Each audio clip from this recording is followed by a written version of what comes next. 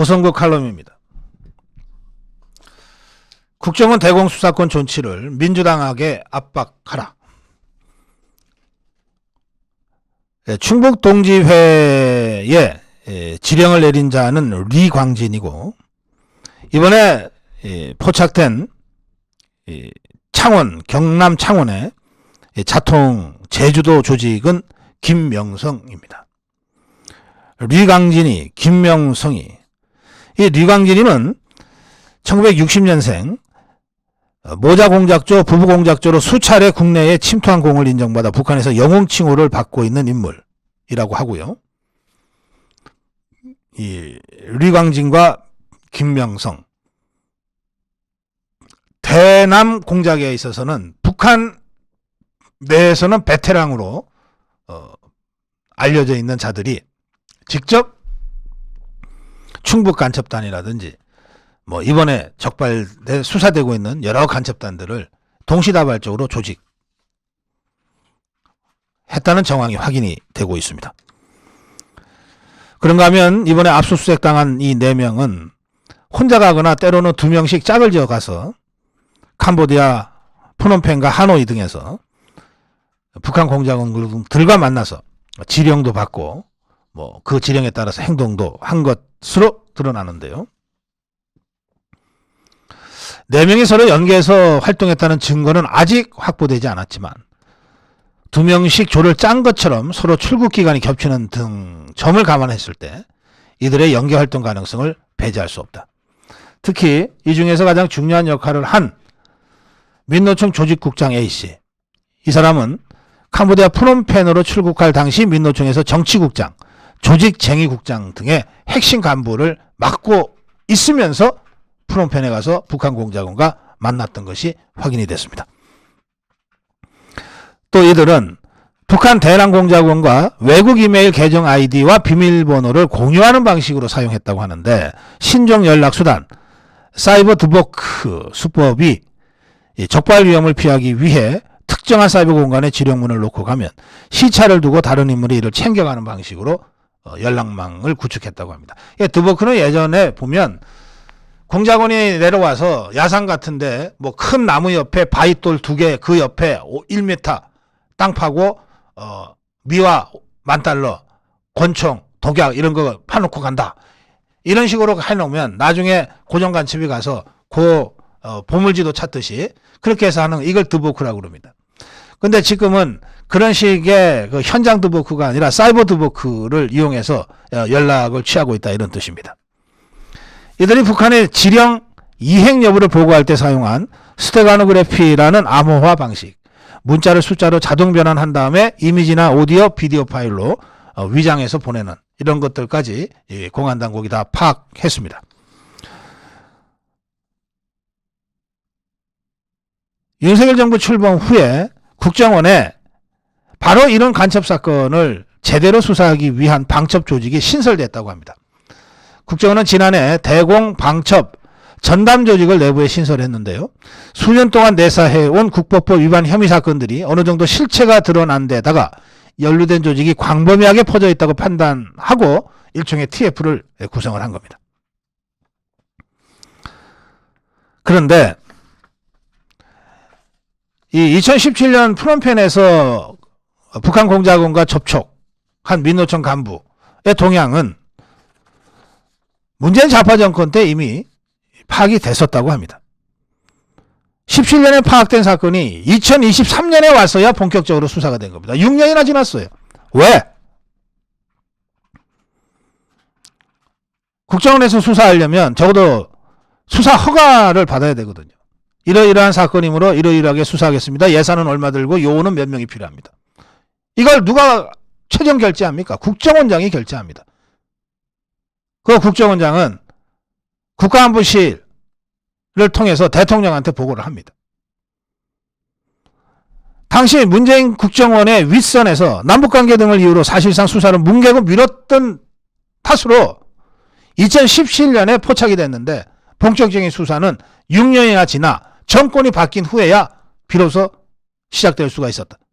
그 수사를 위해서 작년 말에 국정원 TF가 구성이 돼서 불과 몇 달 만에 이 같은 성과를 얻게 됐다. 이런 얘기입니다. 그럼 왜 문재인이가 깔아뭉갰을까? 북한이 화를 낼까봐, 김정은이가 화를 낼까봐.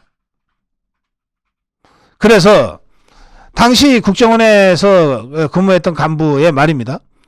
합동수사, 압수수색 이거 해야 됩니다라고 보고서를 올리면, 보고서를 만들고 그 보고서를 내일 보고하겠다고 하면 그 내일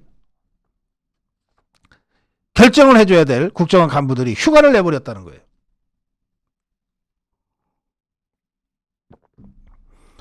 휴가를 내서 안 나오니까 결재를 받을 수가 없는 상황이 몇 번 계속되니까 그 과정에서 유야무야 흐지부지 돼버렸다는 건데, 국가보안법 위반 혐의가 명백한 대공수사 요청 보고서가 올라갔는데도 결재를 안 하면 나중에라도 직무유기 혐의가 될 거고, 야 그거 수사하지 마라고 잘못 지시하면 직권남용 혐의가 되기 때문에 아예 그 보고를 안 받아버리면 된다.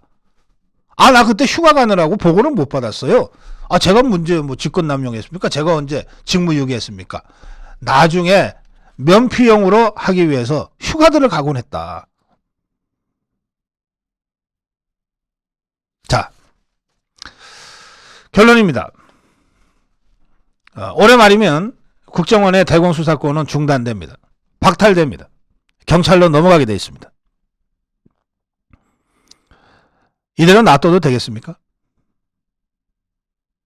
문재인 좌파 정권 5년 동안에 완전히 무력화된 방첩 라인인데, 방첩 수사 라인인데, 거기에다가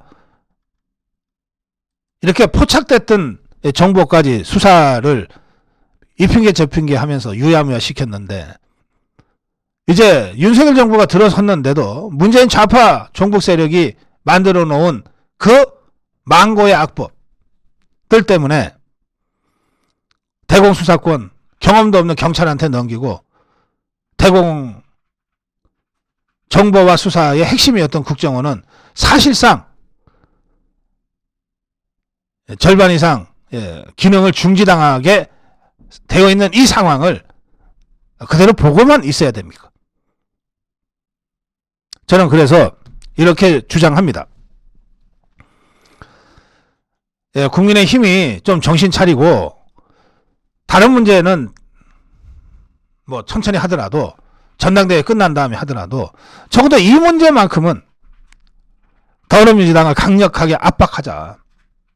간첩 사건들이 연일 터지고 있지 않냐. 문재인 종북 좌파 세력 하에서 이 사건들이 어떻게 묵살되고 사실상 방치되었는지 그 정황이 다 지금 드러나고 있지 않냐. 이런 것들을 국민들이 알기 쉽게 설명을 하고, 이런데도 국정원의 대공수사권을 박탈해서 경찰로 넘길 거냐. 이런데도 간첩들한테 우리나라 넘기겠다는 얘기 아니냐. 자신 있으면 국민들한테 한번 설명을 해봐라. 머릿수만 갖고 밀어붙이지 말고.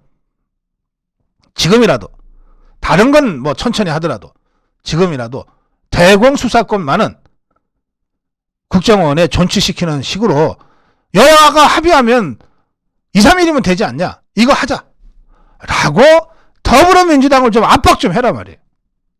국민의힘이 독자적으로 할 의석수가 안 되는 건 알아요. 더불어민주당이 국민의힘이 그렇게 나설 때 개 무시할 거라고 하는 것도 예상할 수 있어요. 그러나 그렇다고 해서 대공수사망이 뻔히 뻥 뚫릴 것이 눈앞에 보이는데도 아무것도 안 하고 그냥 간다는 게 말이 되냐 이 말이에요. 그리고 저 더불어민주당 종북 좌파들 들도 내년 총선을 앞두고 있기 때문에 그렇게 머릿수만 갖고서 일방적으로 마구 밀어붙이지 못합니다. 특히 이런 문제, 국가안보와 직결되는 문제, 연일 터지고 있는 간첩사건과 관련된 문제에 관해서는 지금 여론이 들끓고 있잖아요. 이 여론을 강력한 힘으로 전환해서 지금부터라도 국정원의 대공수사권 존치 방향으로 더불어민주당한테 이 문제를 다루기 위한 원내대표 긴급회담을 제안하고 실제로 제안하란 말이에요. 국민들한테 알리란 말이에요. 그래서 더불어민주당 종북 좌파 세력으로 하여금 야 이거 안 받으면 우리도 간첩으로 몰릴 것 같은데 이거 국민 여론이 심상치 않은데 야 딴 건 몰라도 이거는 여야 합의로 국정원에 대공수사권 존치시키는 방향으로 좀 양보하자. 우리도 내년 선거는 치러야 되지 않냐 라고 내부에서 이견이 발생하고 내부에서 이런 논의들이 어쩔 수 없이라도 이루어지도록 압박해야 된다는 거예요. 정치인이 정당이 강력한 국민 여론을 배경으로 하고 있는데 뭐가 겁나냐 말이에요. 네, 오늘 고성욱 칼럼 손 놓고 있지 말고 지금이라도 국정원 대공수사권 존치를 국민들에게 알리고 그 필요성을 더불어민주당 종북 좌파 세력을 강력하게 압박하자. 네, 고성국 칼럼이었습니다.